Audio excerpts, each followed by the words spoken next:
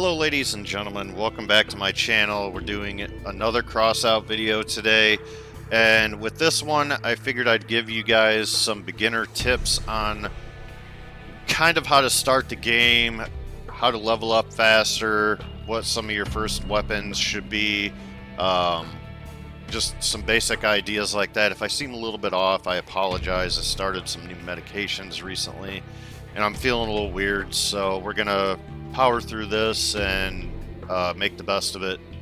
So if you're looking to level up quicker, you're finding it pretty slow to level up your main level, which would be your engineer's level.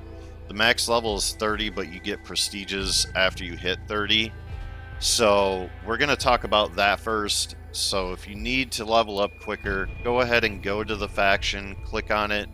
We're going to go into crafting, and I believe, is it the white items? It is the white items. You're going to scroll down to the engineer flag 1 day time limit, and this is a great way to add a little extra XP boost to your faction level and everything. So what it does is you craft it for this amount right here. You need 300 scrap and you need 150 copper, so we'll go ahead and craft one. That way I can show you guys what to do with it. And what it does is it gives you a bonus to your reputation or XP of 20%, but you also get an additional 10% for you and your team. So a total of 30% XP bonus. So we can go ahead and go to our build. And we're going to go to our car. You scroll all the way down towards the bottom until you find your cosmetic parts. You're going to go ahead and click on your flag. Confirm yes. Click on it again. And what you can do is attach it to your vehicle. You can pretty much put it anywhere that there is a weld point or a mounting point. And you'll go in and do a match and you'll get your bonus XP from there. But that's not all. There's many other ways to get XP. So let's go back to here, and as you can see here, some of these decor items give you bonus XP as well, up to a total of, I'm not sure how much. I think it's like an additional 50% or something like that. It's something like that. But each decor item gives you a bonus to your reputation gain, and depending on the rarity, will give you X amount. So the higher the rarity, the more XP bonus you're going to get. So for example, this is a purple item, so you'll get 4% extra XP bonus. And you can buy these decor items from the market.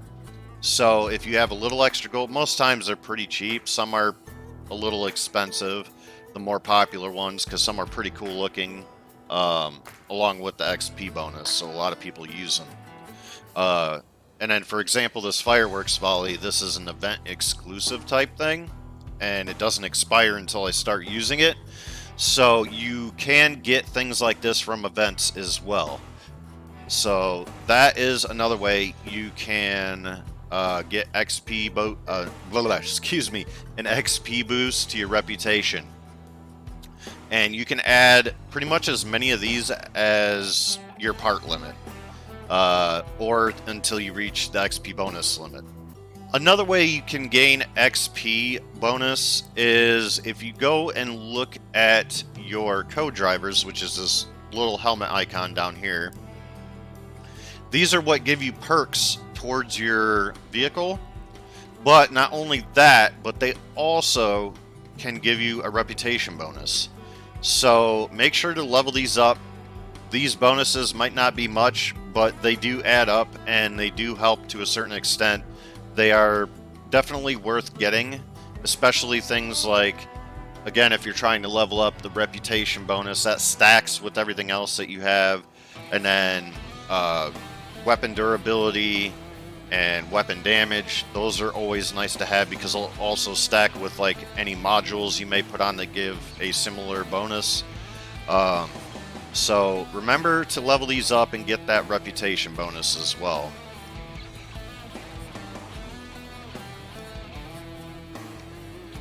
Another way you can get an XP bonus is if you go to shop. Now this is going to cost you money, so keep that in mind. This is not something that you need to do, but it's something you can do if you have a little extra money on hand. If you go to the shop tab at the top and then scroll over to premium and season. Premium is a subscription based option that you can get, and what these do is it allows you to earn more reputation and resources in battles, and that's from all sources: raids, brawls, story mode, PvP. You get bonus to all that stuff, and especially the reputation. The reputation bonus, I believe, is a 50% bonus, so that is a really nice boost as well. So keep that in mind, that it is an option if you choose to do so, but it is not something you have to do, because like we've gone over, there are many ways to gain extra reputation in this game. And then the final way that you can gain reputation, and this is free, you don't have to pay any coins for it, you don't have to pay any hard-earned cash for it, is you get a bonus every day. Up to 70,000 XP will be granted to you as a bonus towards your XP gain every day at 7 p.m. Central Time. That would be my time, but it obviously is going to be a different time, your guys' time. And it says in the description, energy boost. Daily rest is the key to success.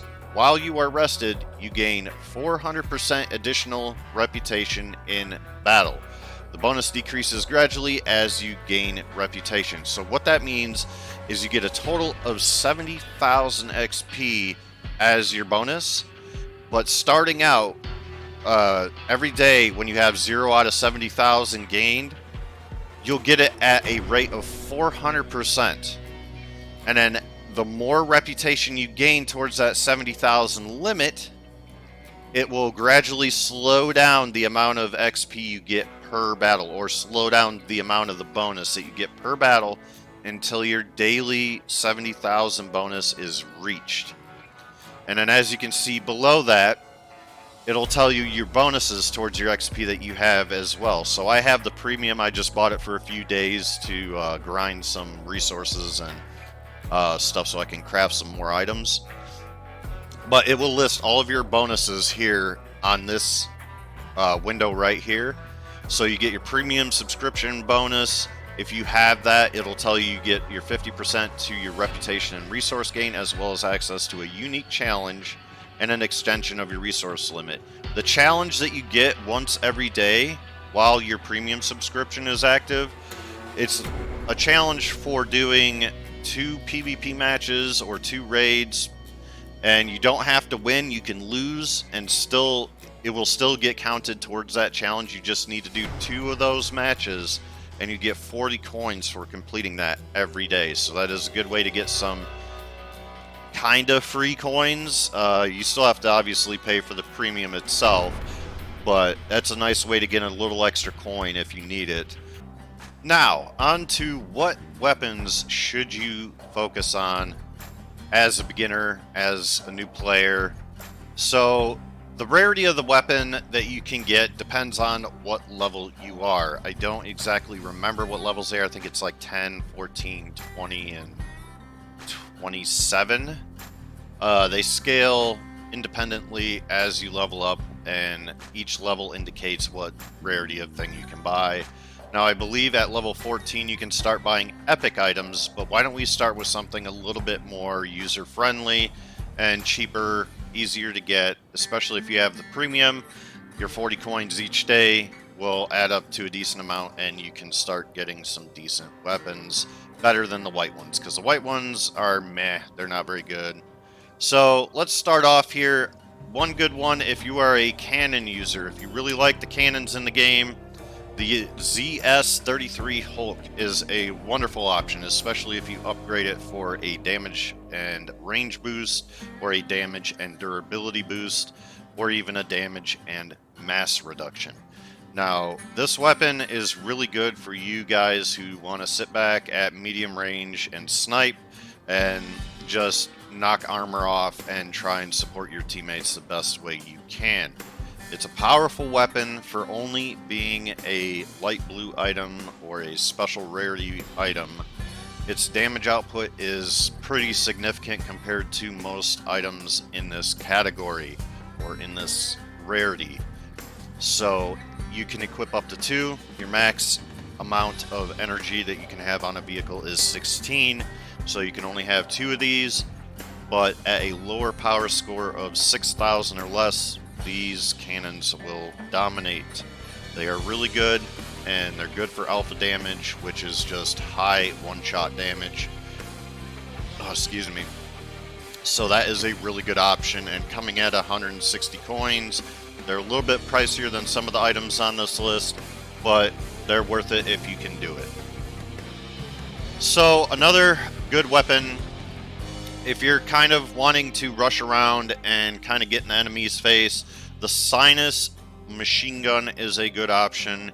It's got a good perk. It's very low durability, but if you can manage to keep the weapons alive on your vehicle, they can rack up some serious damage, and being only 3 energy drain, you can rock up to 4 or 5 of these on your vehicle. Now for lower power score, I would recommend 4 with 1 cooler and 1 radiator, and that would be efficient for 6, even 7,000 power score. These are very good at ripping off weapons or parts, and they can rack up a lot of damage very quickly, and their perk is damage based, so direct hit increases weapons damage by 2% for 2 seconds, but it stacks up to 10 times for a maximum of 20% damage boost. That is very good for a special weapon in its class. It is one of the best. So let's look through the list here some more. So for you shotgun users, if you're liking the shotguns, a good upgrade from the white shotgun would be the mace. The mace is a great weapon. It has low durability but high damage output capabilities. I used to run this for a long time. I would run these even in 8,000 power score, and they would do a good amount of damage. What I would suggest with these is getting 2 radiators to mix with these. Buy 4 of these, and with the 2 radiators that you have, and I'm speaking of the purple radiators. If you have 2 purple radiators, these things will dominate in close range combat. Their damage does seem low, but they also get a damage bonus, similar to the Sinus machine gun we just covered. So for every 40 meters that the vehicle traverses, the weapon damage increases by 10%. Stacks up to 4 times for a total of a 40% damage boost per gun. And if you look at the damage output, it is just about 2.5. So if you add an extra 40% to that, that's like 1.5 bars of extra damage per gun. These things, like I said, they're low power score, they are low durability, but they are really good if you want something that is high damage. These things have a very good damage capability with a low range and low durability, but if it's something that you might be interested in, it is well worth the purchase if you can keep the guns on your vehicle and be sneaky about it. So let's move on. Oh, let's select weapons here. So let's move on to another one. Another good option if you want something explosive but don't want to be a total noob and use the booms at the top of the list there, or the page, you can go with the Emily's. The Emily's are a good option. You can mount up to 3 of these. They are a little bit higher power score for this rarity, but they have the potential, if you can get used to them and lead your shots and aim very well, they have the potential to rip off enemies' armor and weapons very easily. But again, they are very low durability, probably one of the lowest on this list.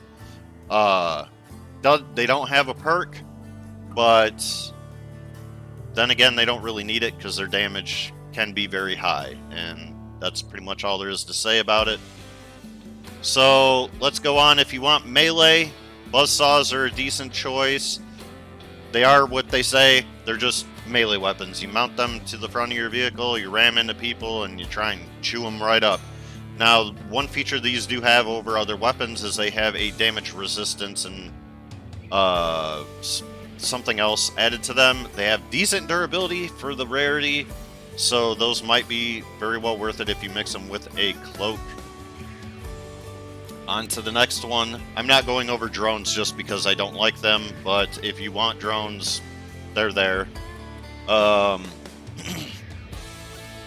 let me see here. The Guardian is one of the more easy to use machine guns. It's armored.